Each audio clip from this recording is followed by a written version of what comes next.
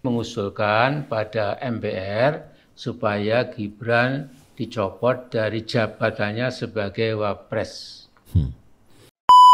Pertama-tama kami ingin menyampaikan ucapan duka cita yang mendalam.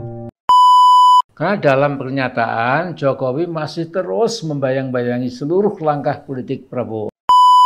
Bagaimana mungkin Prabowo akan memakzulkan atau akan menghentikan atau akan memecatlah istilahnya para purnawirawan TNI yang gagal paham tersebut kepada Gibran? Saya juga heran mengapa Prabowo selalu membungkukkan badan ya setiap kali bertemu dengan Jokowi. Sebagai utusan khusus dan ditugaskan Presiden Prabowo Subianto. Gibran yang telah diselundupkan oleh bapaknya jadi Wapres haram.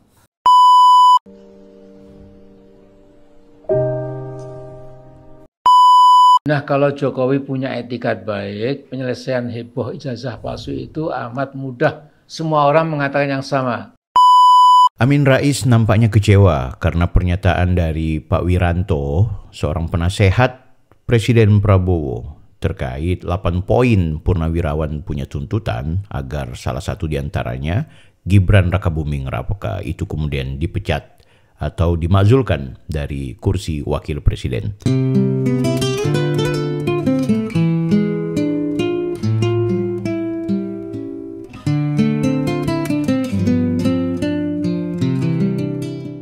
Kekecewaan Amin Rais itu terlihat ketika kemudian dia melihat bahwa ternyata Pak Prabowo menjawab, tidak memiliki kemampuan, tidak memiliki kekuatan untuk merespon apa yang menjadi tuntutan-tuntutan para purnawirawan.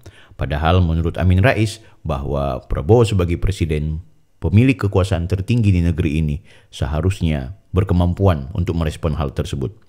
Kekecewaan dari Amin Rais juga itu terlihat ketika kemudian ia menggambarkan betapa Pak Prabowo sampai dengan saat ini masih membungkuk-bungkuk kepada Jokowi.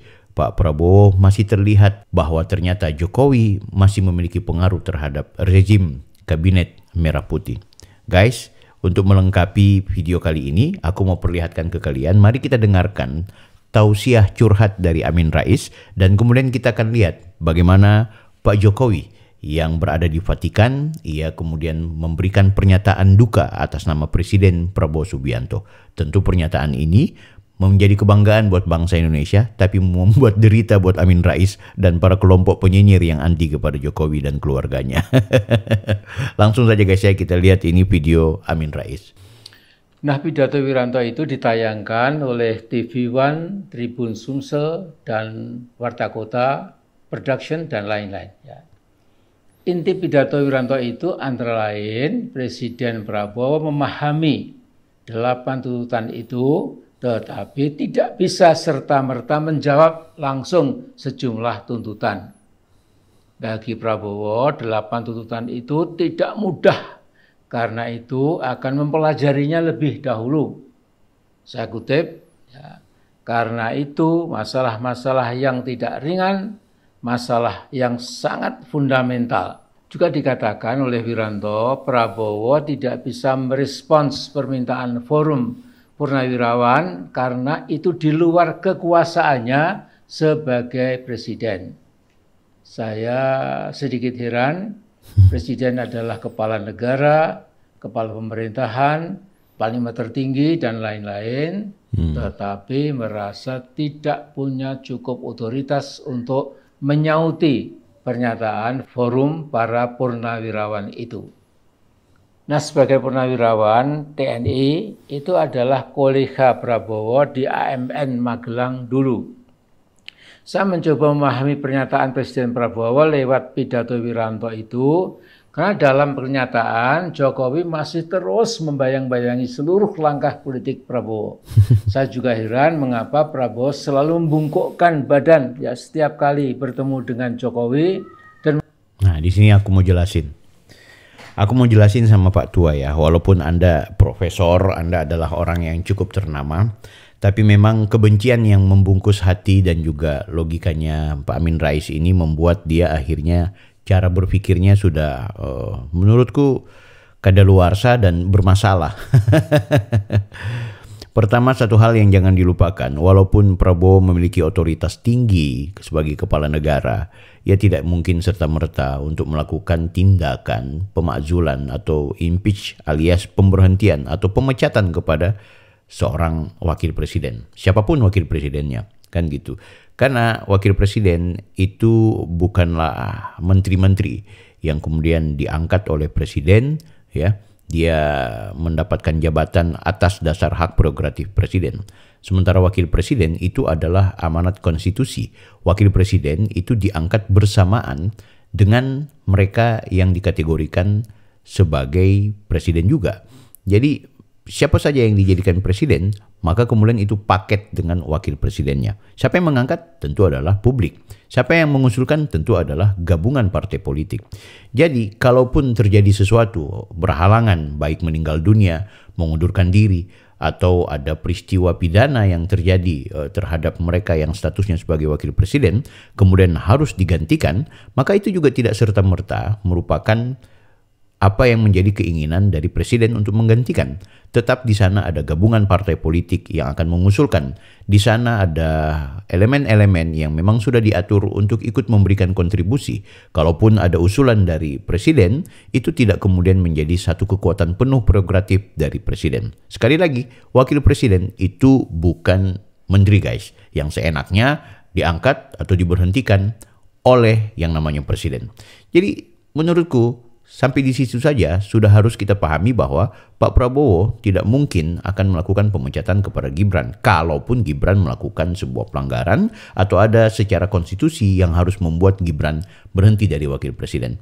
Nah, selain tidak memiliki otoritas terkait itu, yang jangan dilupakan juga adalah bahwa yang namanya Gibran itu paket dengan Prabowo. Bagaimana mungkin Prabowo akan memakzulkan atau akan menghentikan atau akan memecatlah istilahnya para purnawirawan TNI yang gagal paham tersebut kepada Gibran. Sementara Gibran ini adalah orang yang ikut mengangkat elektabilitasnya Prabowo. Ayahnya lah yang kemudian membuka ruang kepada Prabowo untuk bisa dengan mulus berjalan menuju kepada kursi kepresidenan. Bagaimana mungkin Prabowo akan menutup mata terhadap kontribusi besar keluarga Jokowi? Bagaimana mungkin Prabowo akan menghentikan laju kepemimpinan anak muda sementara Prabowo sendiri juga dalam visi misinya selalu memberikan ruang kepada anak muda untuk kemudian ditampilkan sejak dini. Saking pedulinya Prabowo terhadap generasi muda, generasi hari ini untuk jangka panjang, untuk masa depan Indonesia, Prabowo bikin satu program yang prioritas, yaitu makan bergizi gratis. Itu adalah satu simbol bahwa Prabowo akan memberikan ruang kepada anak-anak muda, kepada generasi-generasi hari ini untuk menjadi generasi emas di masa yang akan datang. Gibran salah satu di antaranya. Gibran tidak melakukan pelanggaran. Gibran tidak ada masalah. Gibran tidak melakukan tindakan-tindakan sebagaimana yang dituduhkan. Kalau yang disebut itu adalah Mahkamah Konstitusi, maka di situ ada Prabowo memiliki kontribusi. Kalau yang dimaksud di sini adalah ada kong kali kong Mahkamah Konstitusi, maka Prabowo juga harus bertanggung jawab. Sebab Prabowo sejak awal sudah bersama dengan Mas Gibran.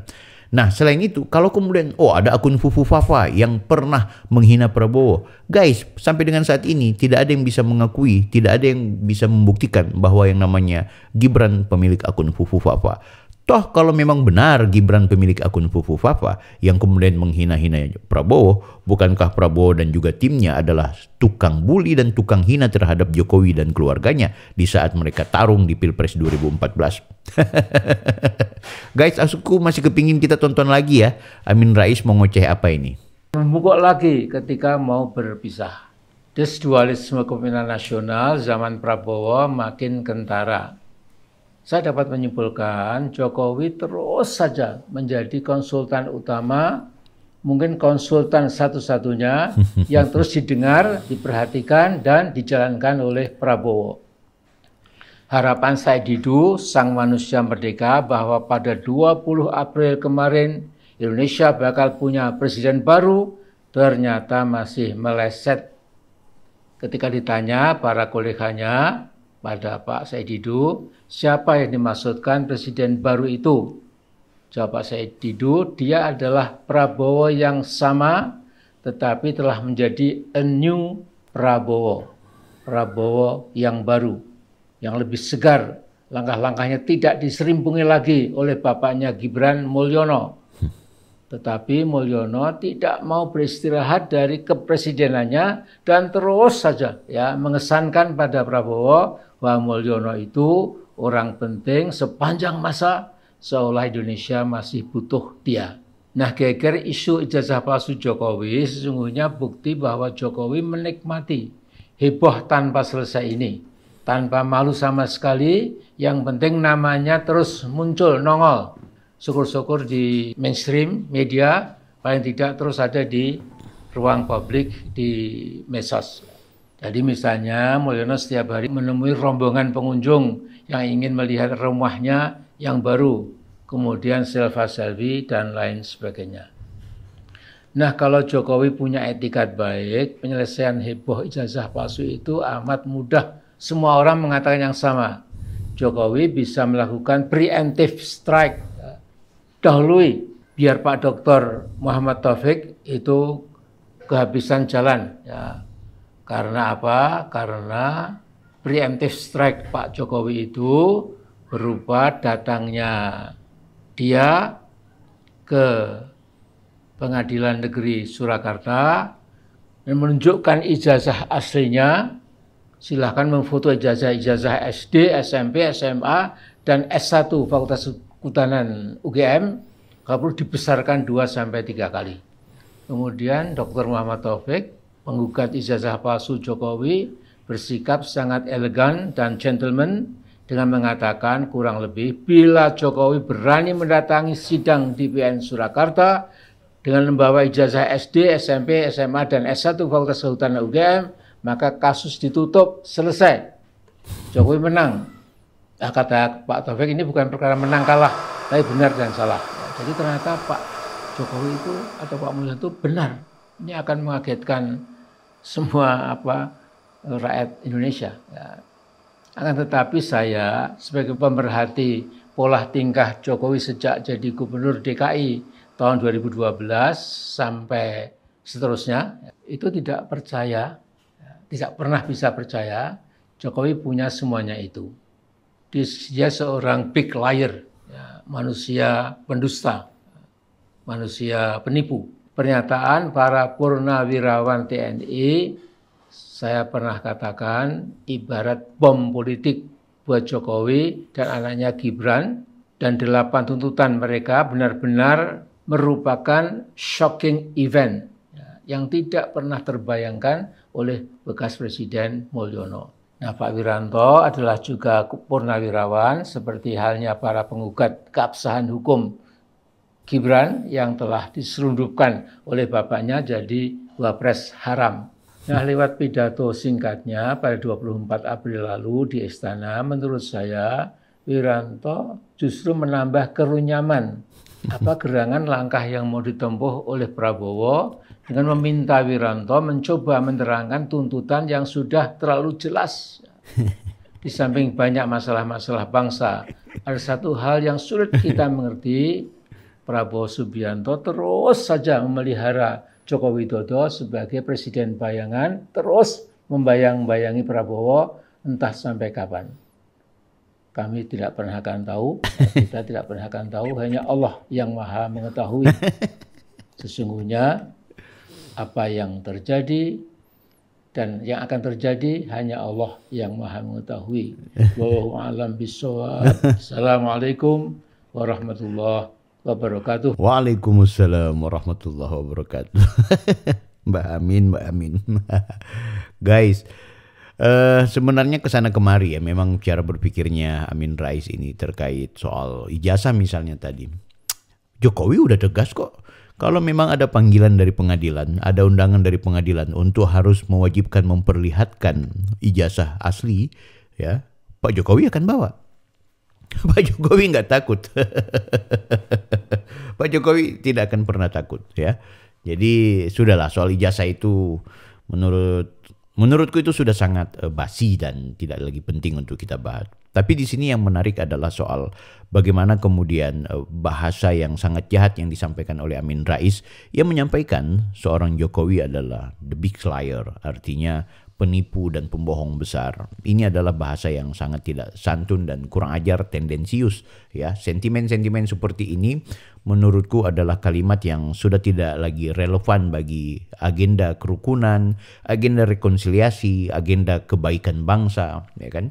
Kalaupun Anda melihat bahwa ada pembohongan dan ada penipuan yang dilakukan oleh Pak Jokowi, kenapa kita tidak membiasakan diri untuk melaporkan ini kepada pihak yang berwajib, ketimbang kemudian kita membicarakan di ruang publik? Karena apa? Karena khawatirnya akan jatuh kepada apa yang disebut dengan fitnah dan juga hinaan yang sangat keji, guys. Di usianya yang sudah rentan, seharusnya Mbah Amin ini istirahat dari cara berpikir yang konflik, yang menyebabkan polemik, yang justru memperlihatkan ketidakbijaksanaan sebagai bapak bangsa. Walaupun kemudian segenap kontroversi dimiliki oleh Amin Rais di masa mudanya, entah itu di mana dia menipu Gus Dur, dia kong kali kong bersama Megawati yang akhirnya membuat Gus Dur itu jatuh atau lengser, dan juga banyak hal yang sangat kontroversi dari seorang Amin Rais. Ketika di usianya yang sudah uzur seperti ini, kemudian dia berada pada wilayah yang cukup tenang, lebih mendamaikan diri, tidak terjebak pada konflik, memberikan kebijakan atau keputusan-keputusan dalam pernyataan sikapnya yang arif, yang terlihat moderat, maka aku yakin dia akan mendapat tempat hati di tengah-tengah masyarakat. Tapi yang dia lakukan justru sebaliknya. Malah yang dia lakukan adalah dia sering menghina Jokowi, menghina Gibran, bahkan juga dalam konteks tertentu dia sebenarnya melecehkan dan merendahkan Pak Prabowo. Termasuk dalam video ini sebenarnya dia ingin merendahkan Pak Prabowo ketika Pak Prabowo dia anggap membungkuk dan menjadikan Jokowi sebagai satu-satunya semacam konsultan untuk agenda politik dan juga agenda pemerintahan Prabowo Gibran. Nah, ini adalah bahasa yang menurutku secara tersirat sebenarnya dia sudah melecehkan presiden kita, guys. Tapi sudahlah, Amin Rais, dia sepanjang hidupnya pasca dia melengsarkan Gus Dur, sebenarnya dia tidak mendapatkan ketentraman. Jiwa dan hatinya semakin sakit dan akhirnya menyebabkan banyak publik menilai bahwa Amin Rais ini adalah orang tua yang tidak lagi pantas untuk ditokohkan sebagaimana ia dulu adalah orang yang sangat reformis, yang sangat diandalkan bagi kemajuan bangsa, revolusi, reformasi, dan kemajuan demokrasi di Indonesia. Nah guys, ini kayaknya Amin Rais bakal bengkak dada lagi. Kenapa? Karena aku mau tunjukkan bagaimana Pak Jokowi yang menjalankan amanatnya Pak Prabowo, yaitu sebagai utusan khusus untuk mendatangi Vatikan, guys. Langsung saja kita saksikan, ini dia videonya. Ya. Suasana Vatikan, guys. Keren yang ngedit videonya Pak Jokowi. Ini aku ambil dari Instagramnya Pak Jokowi, guys.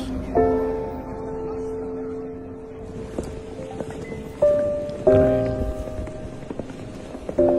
Utusan Pak Prabowo, guys. Amin Rais bengkak dada. Ya, ini proses mendoakan almarhum Paus Fransiskus.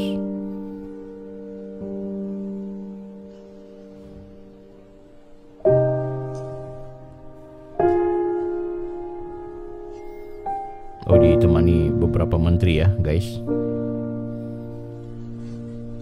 Kayaknya menteri-menteri yang kebetulan beragama Katolik. Saat ini saya berada di lapangan Santo Petrus di Vatikan sebagai utusan khusus dan ditugaskan Presiden Prabowo Subianto bersama-sama dengan saya, Menteri HAM Bapak Natalius Pigai, kemudian Bapak Wakil Menteri Keuangan Bapak Thomas Yuwandono dan Bapak Ignatius Jonan. Beliau adalah ketua saat kunjungan Paus Fransiskus ke Indonesia tahun yang lalu.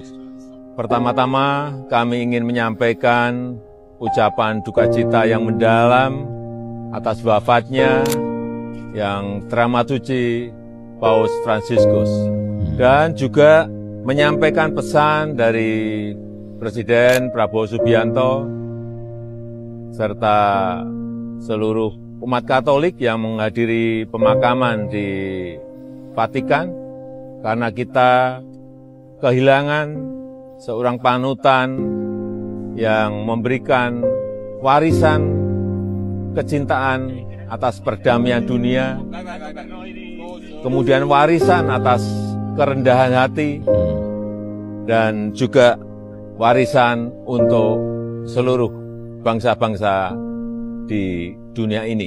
Akhirnya kami semua berdoa agar yang teramat suci Paus Fransiskus beristirahat dalam damai abadi dan semoga jiwanya diterima di pangkuan Tuhan yang Maha Kasih.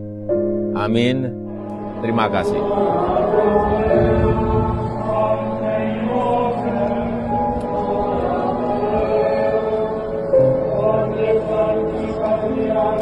Keren ya guys. Ini coba aku mau perlihatkan ke kalian. Ini tulisan-tulisan komentar-komentarnya gimana nih ya. Ini bagus-bagus kayaknya. Ini Pak Jokowi menyebutin. Nah ini kita lihat ya. Saya bersama Wakil Menteri Keuangan dan juga ini kita baca ini terus.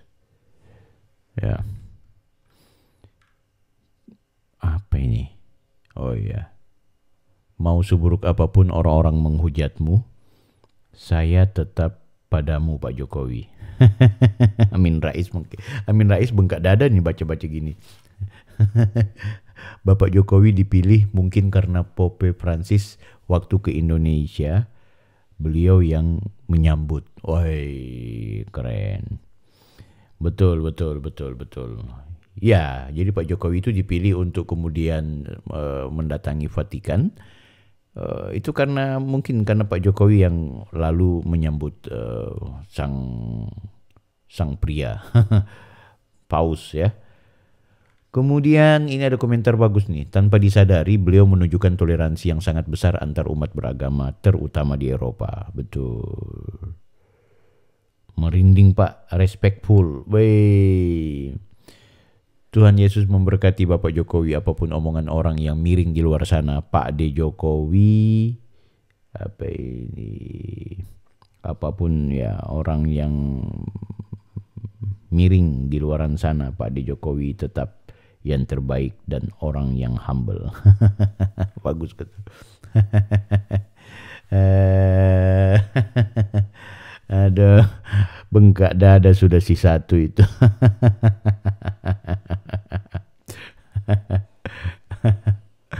Aduh. Bagaimana guys? Ya, inilah simbol betapa Pak Jokowi punya kekuatan. Pak Jokowi masih dipakai oleh Pak Prabowo. Nampaknya mereka-mereka yang anti Pak Jokowi, yang mencoba untuk bagaimana segala cara agar yang namanya Gibran itu dimakzulkan, tidak akan mendapatkan jalanan yang mulus. Mereka akan mengalami kebuntuan. Bagaimana mungkin mereka akan dilupakan oleh Prabowo di saat-saat Prabowo berkampanye bersama Gibran? Orang-orang seperti mereka lah yang berada di barisan musuh untuk kemudian menghina-hina Prabowo.